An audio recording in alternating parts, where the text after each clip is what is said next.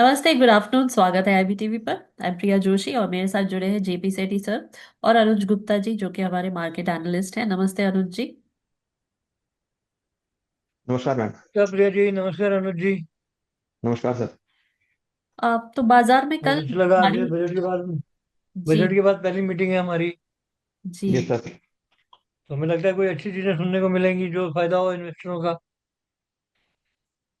जी बिल्कुल। तो कल हमने मार्केट में भारी गिरावट देखी, लेकिन आज जो है मार्केट में एक रिकवरी नजर आ रही है। सेंसेक्स इस वक्त 81,106 पे है, 383 पॉइंट्स अप। और निफ्टी 24,895 पे है, 70 points up. Active stocks today this hour mid day है। HDFC Bank, Reliance, Bharat Electric, SBI and ICICI Bank. Top five gainers TMPV, Tata Consumer Product, Power Grid Corp, Larsen, Adani Port. Top five losers, Shriram Finance, Max Healthcare, Cipla, Trent and Infosys. तो अनुज जी, कल market में भारी गिरावट देखी और आज भी सेशन जो है वो काफी वॉलेटाइल है, लेकिन हमने सेंसेक्स को आज 800 पॉइंट्स ऊपर देखा है फ्रॉम डेज लो। और we can see a swing in the market, काफी ऊपर नीचे हम देख रहे हैं। तो क्या लगता है आपको कि ये जो मार्केट में इतना सेल ऑफ था, वो आपको लगता है कि अभी वो रुक गया है और मार्केट अभी रिकवरी पे है? प्रिया जी देखिए, बजट जो आया है ना वो एक मिक्स बजट आया है। एक लॉन्ग टर्म प्रोस्पेक्टिव से बजट आया है। जी। और कहीं ना कहीं अगर आप देखेंगे तो हमें लगता है कि हालांकि इक्विटी मार्केट की अगर बात करें तो एसटीटी की वजह से थोड़ा करेक्शन जी। देखने को मिला है। जी। और जो एक्सपेक्टेशन थी अनाउंसमेंट वो नहीं देखने को मिली है, उसकी वजह से थोड़ा करेक्शन यहाँ पर आता हुआ दिखाई दिया। बट अगर आप बजट को देखेंगे तो इट इज ओवरऑल कि एक लॉन्ग टर्म पर्सपेक्टिव से बजट को बनाया गया, तो that is positive for the budget. Short term में डेफिनेटली थोड़ा सा कुछ क्लैरिटी नहीं है, बट हाँ लॉन्ग टर्म के लिए बजट अच्छा है। जी। क्योंकि यहाँ पर जो एम्प्लॉयमेंट जनरेशन पे फोकस किया गया है वो यहाँ पर सबसे ज्यादा बड़ा पॉजिटिव पॉइंट है। तो मुझे लगता है कि लॉन्ग टर्म के लिए बजट अच्छा है। हम्म। शॉर्ट टर्म के लिए पर्टिकुलर अगर हम सेक्टोरल बात करें तो एसटीटी की वजह से थोड़ा सा मार्केट नेगेटिव हुआ है। हाँ। प्लस इनकम टैक्स में कोई खास चीजें देखने को नहीं मिली, उसकी हम्म। वजह से थोड़ा सा मार्केट एक साइडवेज होता हुआ दिखाई दिया है। But yes, long term trend would be positive for the market. But short term में थोड़ा बहुत मार्केट आपका रेंज में अटक सकता है। जी। वैसे बजट की बात करें तो ज्यादा एक्सपेक्टेशंस इस बार थे नहीं बजट से। लेकिन फिर भी मार्केट में हमने क्रैश देखा। तो क्या आपको लगता है कि this is purely because of the STT के इसकी वजह से हमने गिरावट देखी है, या there are other reasons as well? और आपके ओवरऑल बजट को लेकर क्या व्यूज है? देखिए, ओवरऑल बजट में अगर आप देखेंगे तो यहाँ पे डिफेंस का जो बजट है वो इंक्रीज किया गया है, वो that is a positive point. Plus textile को लेके काफी डिस्कशंस हुए हैं। हम्म। उसके साथ अगर आप देखेंगे तो आयुर्वेद को लेके काफी अच्छे डिस्कशंस हुए हैं, पॉजिटिविटी रही है। जी। प्लस अगर आप देखेंगे तो इंफ्रास्ट्रक्चर के ऊपर काफी जोर दिया गया है। जी। रेलवेज के ऊपर जोर दिया गया है, रेलवे से कॉरिडोर चालू किए गए हैं। इवन जी। एग्रीकल्चर के ऊपर भी अच्छा हम्म। खासा जोर दिया गया है। हम्म। वहीं इन्फ्लुएंसर और कंटेंट क्रिएटर्स के ऊपर भी नई एक बात हमने यहाँ पर देखी है, उसको जी। लेके भी कहीं ना कहीं पॉजिटिविटी आती हुई दिखाई दी। तो ओवरऑल अगर आप देखेंगे तो मार्केट्स में अ, एक लॉन्ग टर्म सस्टेनेबल बजट यहाँ पर बताया गया है। बट शॉर्ट टर्म में अगर आप देखेंगे तो कोई ऐसा नहीं दिख रहा है कि कोई जल्दी ही आपको कोई एक आपको जल्दी मिलने वाला है। बहुत सारी कमेटी यहाँ पर बनाई गई हैं जो हम्म। मार्केट के ऊपर डिस्कशन करेंगे और अपने व्यूज रखेंगी। बट हम्म। हाँ, लॉन्ग टर्म परस्पेक्टिव से बजट काफी अच्छा है। शॉर्ट टर्म में थोड़ा सा मार्केट साइडवेज है। अगर आप देखेंगे तो बेसिकली जो बजट डिजाइन किया गया है वो जैसा जियो पॉलिटिकल टेंशन अनसर्टेनिटी को नजर में रखकर बजट डिजाइन किया गया है। तो जी। वो मुझे लगता है कि बजट के सामने दिख रहा है कि कोई भी अनसर्टेनिटी हो तो उससे निपटने के लिए तैयार हो। हम्म। किसानों की प्रोडक्टिविटी बढ़ाने पर डिस्कशन किया गया है, एग्रीकल्चर की जी। प्रोडक्टिविटी बढ़ाने पर डिस्कशन किया गया, तो ये सब चीजें बजट में देखने को मिली। हम पिछले साल हमने टैरिफ वॉर देखा था। तो क्या आपको लगता है कि बजट में, ऑल्दो एकदम क्लियरली मेंशन तो नहीं किया, लेकिन क्या आपको लगता है कि बजट जो है वो इसको ध्यान में रख के बनाया गया है कि एक्सपोर्टर्स को आगे जाके ज्यादा तकलीफ ना हो? देखिए, बिल्कुल वही मैंने आपको कहा कि जो बजट बनाया गया है वो बेसिकली इंटरनेशनल एस्पेक्ट्स को देख के बनाया गया है, कि जो जी। टैरिफ्स हैं हम्म। उनको देख के, प्लस जियो पॉलिटिकल टेंशन को देख के बनाया गया। तो ये सब चीजें रही हैं बजट में। जिसका अगर आप देखेंगे तो इंटरनेशनली मार्केट को देखकर ही बजट में डिजाइन किया गया है कि किस तरीके से अगर कोई भी टैरिफ और बढ़ते हैं तो उसकी वजह से ज्यादा इशू ना हो। वोकल फॉर लोकल पे ध्यान दिया गया है। जी। वहीं एग्रीकल्चर में प्रोडक्टिविटी इंक्रीज करने पर बात की गई है। प्लस जो कैंसर की दवाई है उसको सस्ती करने की बात की गई है। तो इसका मतलब कि जो भी हम इंपोर्ट एक्सपोर्ट के ऊपर डिपेंडेंसी है वो वहां पर कम कम होती हुई दिखाई दे, जिससे कि जो हालांकि हमारा इन्फ्लेशन काफी अच्छा है, इन्फ्लेशन काफी कंट्रोल में है, तो वो कंट्रोल में रहे।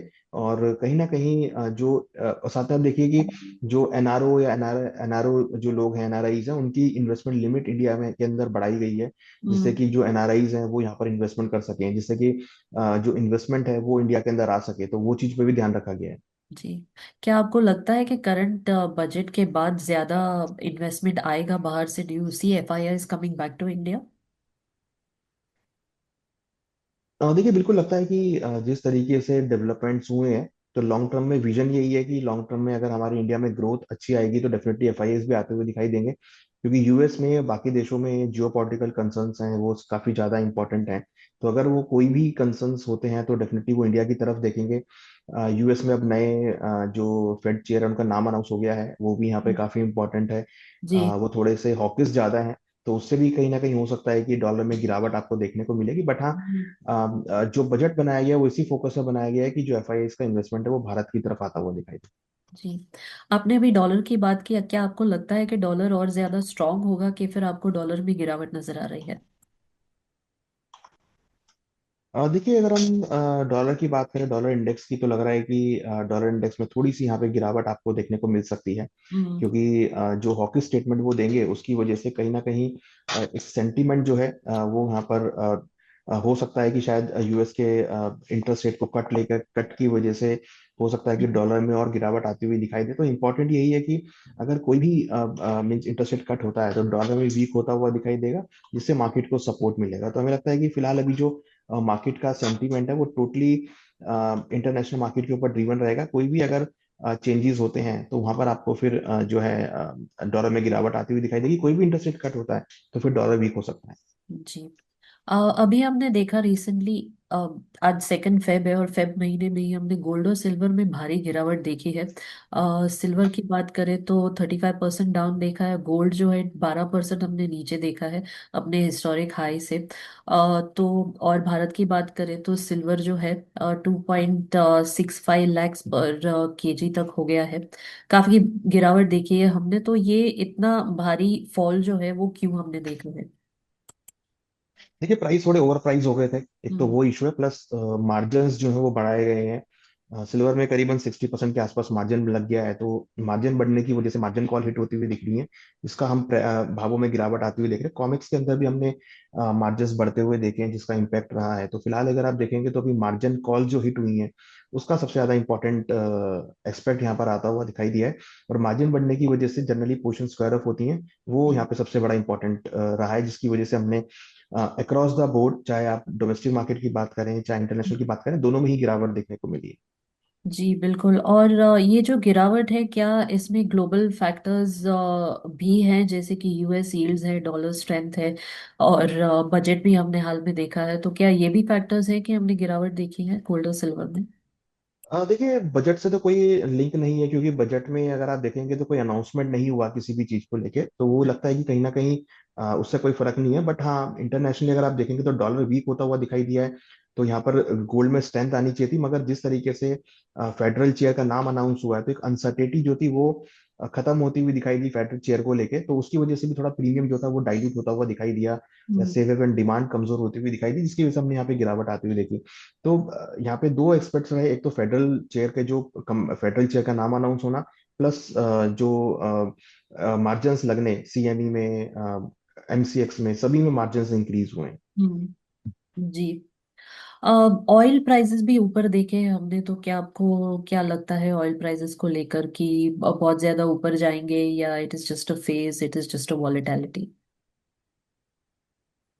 देखिए ब्रांड अगर आप देखेंगे तो हमने 2-3 दिनों में वहां पर भी गिरावट आती हुई देखी है। ब्रांड अगर आप देखेंगे तो ऑलमोस्ट $70 टेस्ट किया था, उसके बाद वापस अब $65 के आसपास भाव आ गए हैं महज 2 दिनों में। करीबन $5 की गिरावट आई है। तो कहीं ना कहीं जियो का टेंशन भी थोड़ा सा रुकता हुआ नजर आया है। जो रशिया यूक्रेन या यूएस और ईरान के बीच जो फाइट था वो थोड़ा सा यहाँ पे कूल हुआ है, जिसकी वजह से हम देख रहे हैं कि जो मोमेंटम है वो यहाँ पे स्टेबल हुआ है। तो कहीं ना कहीं उसका प्रीमियम भी यहाँ पे डाइल्यूट होता हुआ दिखाई दिया। इवन अगर आप देखेंगे अक्रॉस द बोर्ड सभी कमोडिटी मार्केट में गिरावट देखने को मिल रही है, जिसकी वजह से क्रूड में भी गिरावट आई है। तो कच्चे तेल के अंदर भी गिरावट रही है। हालांकि ये तो पॉइंट इंडिया के लिए पॉजिटिव हो सकता है, मगर इंटरनेशनली अगर आप देखेंगे तो पूरे ही कमोडिटी मार्केट में गिरावट का रुख है। इवन इंडस्ट्रियल मेटल भी सब नीचे गिरते हुए नजर आए हैं। जी। हम रुपी में भी गिरावट देख रहे हैं, काफी रुपी गिर गया है। तो आपको क्या लगता है कहाँ जाके रुपी गिरना बंद होगा, कहाँ पे स्टेबिलिटी देखेंगे हम रुपी में?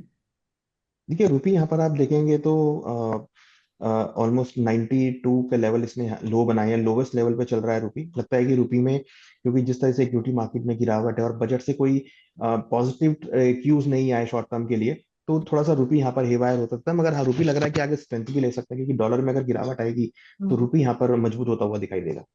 जी। Sethi sir, do you have any questions? मेरे पास कुछ सवाल है अनुज जी। मैं जानना चाहूंगा कि बजट से जो एंटरप्रेनर्स ने अपनी योजनाएं बनाई हुई हैं, पैसा इन्वेस्ट करने की या फाइनेंशियल प्लानिंग को कर रखी है, तो इस वजह से उन पर कोई प्रभाव पड़ेगा क्या, विपरीत? देखिए जैसा कि बजट में कोई शॉर्ट टर्म अनाउंसमेंट्स नहीं है, डेफिनेटली एक लंबी अनाउंसमेंट्स हैं, लंबी अवधि का बजट है। तो मुझे लगता नहीं है कि शॉर्ट टर्म में कुछ देखने को मिलेगा। बट हाँ, लंबी अवधि के लिए इट्स अ गुड बजट, और आपको कहीं ना कहीं लंबी अवधि में ग्रोथ ओरिएंटेड बजट आपको देखने को मिल रहा है। अब कौन से सेक्टर अच्छे हैं जो आपको लगता है कि इस बजट अनाउंसमेंट से उनको फायदा होगा? देखिए तो टेक्सटाइल सेक्टर है, अच्छा अनाउंसमेंट हुआ है। हेल्थ सेक्टर है, वहाँ भी अनाउंसमेंट हमने आते हुए देखे हैं।